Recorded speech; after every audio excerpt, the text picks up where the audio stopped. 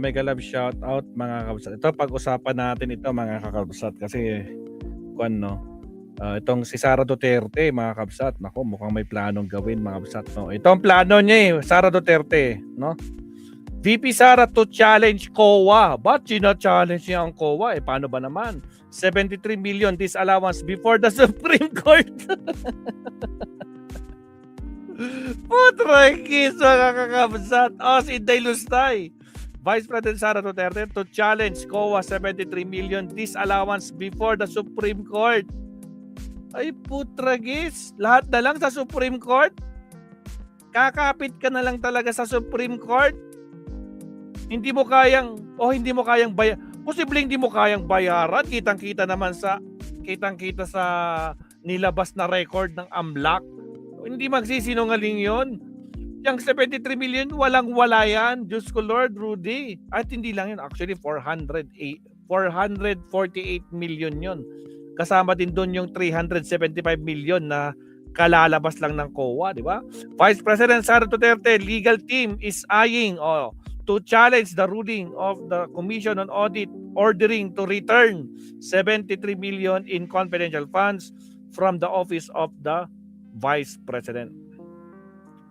Lawyer Michael Poa said they will file a petition before the Supreme Court of the Philippines after completing required procedures with COA.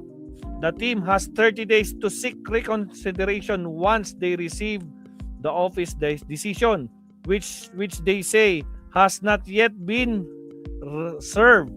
This crime after the COA upheld the notice of disallowance due to insufficient explanation of expenses from December 2022 and named Duterte and some other staff as accountable. However, the CAM argues the ruling is not final and can be reviewed by the Supreme Court. Hindi daw final, Diyos ko Lord.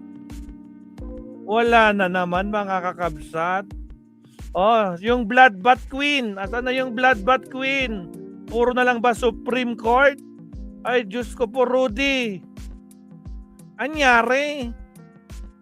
Supreme Court na lang lagi ang tatakbuhan mo? Wala, hindi mo kayang harapin? Hanggang Supreme Court ka na lang ba talaga? Ito ang gusto niya maging presidente, magsusumbong sa Supreme Court para kampihan siya? Hindi pa nga nagsasalita yung Supreme Court, di ba? Nako po, Diyos ko Lord, Rudy, ibang klase din ito mga kakabsat. Wala nang ibang ginawa kundi magsumbong sa Supreme Court. Lahat. Mabsat, lahat na lang sa Supreme Court. Inaasa sa Supreme Court. Putrakis, asan yung bloodbath mo, Inday? Anong silbi mo? Diyos ko po, hindi mo kayang sagutin? Dahil hindi mo kayang sagutin, hingi ka ng tulong sa Supreme Court? Sa dami ng bilyon, di ba, Naomi Chin? Ilang bilyon yun? Ay, Diyos ko Lord. Magkano lang yung i-refund mo? Kayang-kaya mo yan, Lustay. Di ba? Kasuhan daw ang asawa ni Sara sa AMLAC and committee. Yun nga, isa rin yun. Ito, I think nandito rin yun Wait lang Hindi ako nagkakamali. Baka nandito yun. Wait lang. Na-share ko ba yun? Ako, di ko yata na-share Teka lang. Man Scarpio.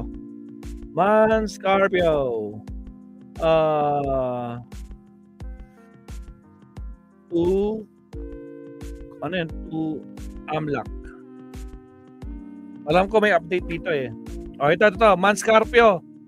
Manese Scarpio, husband of Vice President Sara Duterte, is set to file a criminal complaint. Criminal complaint against the BSP, Bangko Sentral ng Pilipinas, at AMLAC, Anti-Money Laundering Council, and members of the House Committee on Justice on Monday, April 27, bukas daw, for alleged violation of the Anti-Money Laundering Act, Bank Secrecy Law, and the Data Privacy Act. Tingnan nga natin yung sabi dito. Sige po. Sige na natin to. Parehas din lang to Magkasawa rin lang to Diyos ko Lord. Ito. Sabi dito mga absat. Si Man Scarpio, mga absat, no? Husband of Vice President Torre vowed to file a criminal complaint on Monday against official of the Bangko Sentral na pinila by BSP. Anti-money laundering boundary Justice for alleged violation of the Anti-Money Laundering Act, Bank Secrecy Law, and the Data Privacy Act.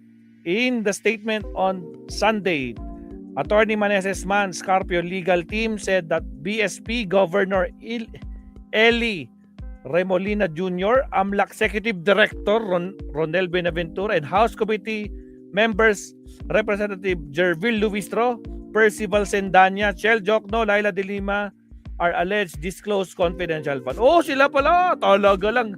Bring it on. Maganda to. Carpio lawyers said these records are protected under the AMLAC and Bank Secrecy Law and the Data Privacy Act. Carpio said he was constrained to seek legal action in defense not only in his wife and the Duterte family but also of the banking and financial community, especially to unwary general public. The statement read, mabsa to. The Vice President husband argued that under the AMLA, the confidentiality of bank record is absolutely and without exception to ensure the security, stability, and integrity of the financial system. Congress itself enacted Section 8A of the AMLA prohibiting disclosure in any manner of any report of the bank submitted to AMLAC. There is no exemption. The prohibition is absolute. That is what Congress enacted to prevail full scrutiny against any disclosure of information on records obtained by AMLAC.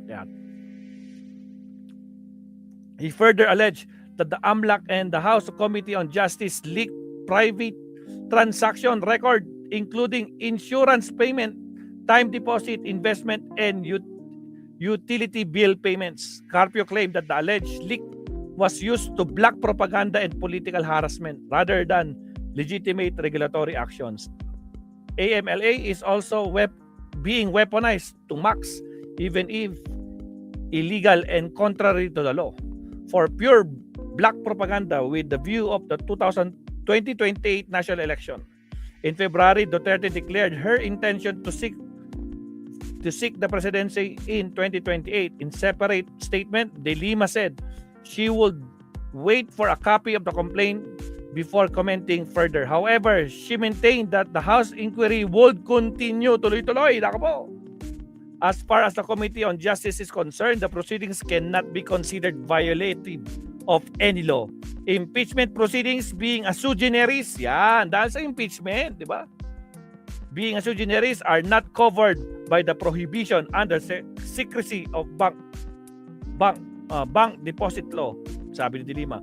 She added that the panel is conducting hearings to determine probable cause based on validity and initiated complaints referred by the House. De Lima also clarified that the committee subpoenaed records of suspicious and covered transactions involving Duterte and Carpio, not the bank accounts themselves. GMA News Online sought to comment on the other respondents and will update this story once the response is received. Earlier, the AMLC reported that the bank transaction totaling to 6.7 billion classified as covered and suspicious were recorded under the name of Duterte and Carpio. Documents submitted to the House panel include covered and suspicious transactions report from 2006 to 2025, as well as financial intelligence report on the Vice President, her husband, and other individual. On the total of 3.7 billion was attributed to Duterte, while 2.99 billion was linked to Carpio. The report also cited 791 million in transaction with undermined inflows and outflows. So talagang wala na, mga kakabsat. Wala na, taranta na. Diyos ko Lord, Rudy, kitang-kita, bistado. Ay, grabe. So, kaya talagang kabadong-kabado na sila. Di ba, mga kakabsat? Diyos ko Lord. Bakit mayroong konti to? Wait lang. Bakit nagpapakita to? Tanggalin nga natin to. Paano ba matanggal to? Ayaw matanggal. Wait lang, meron pa dito. Wait lang. Ituloy natin dito. Wait lang.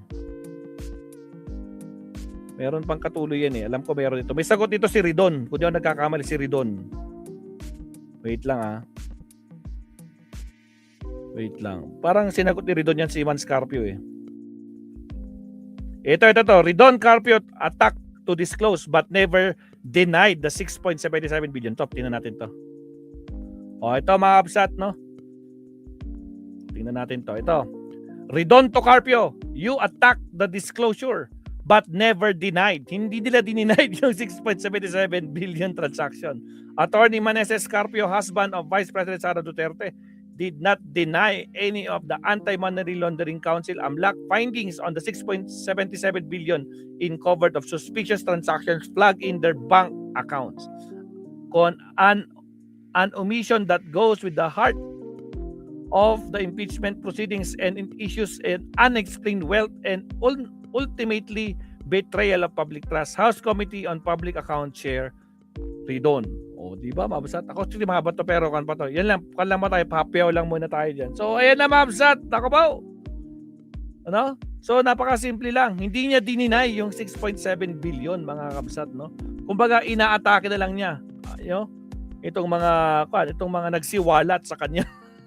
Kalokohan. Kaya, Diyos ko, Lord. Kaya wala na. Di ba, Naomi Chin, Mabel Quinjo, Allen Valencia, Rani Sierra. Wala na talaga. Desperado na sila kasi nagulat, di ba? Nagulat ang sambayan ng Pilipino, mga kakabsat. Putragis. Ang sabi nila mahirap pero billion-billion pala ang pera na dumaloy sa kanilang mga bank accounts. Diyos ko, Lord Rudy. Kaya nga na red flag, di ba? Kaya tinawag na red flag yan eh. Suspicious. Di ba? Hindi normal. Hindi yan yung sahod ni Lustay o kaya sahod ng asawa niya. Malabo. Kaya nga na red flag eh. Kaya umabot ng ganyan. Tandaan nyo, yung 6.77, yun yung mga malicious transaction yun. Hindi pa kasama yung mga legit. So meaning malaki talaga. Malaking malaki talaga. Di ba? O, nagmamayabang sila. O ngayon, wala na. Bistado na eh.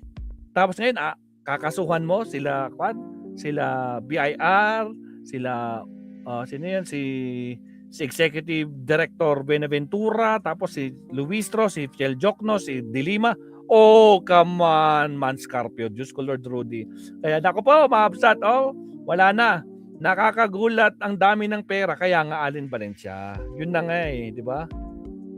Yun ang problema sa mga na to eh. Mga garapal, no? Putragis. Diyos ko, Lord Rudy.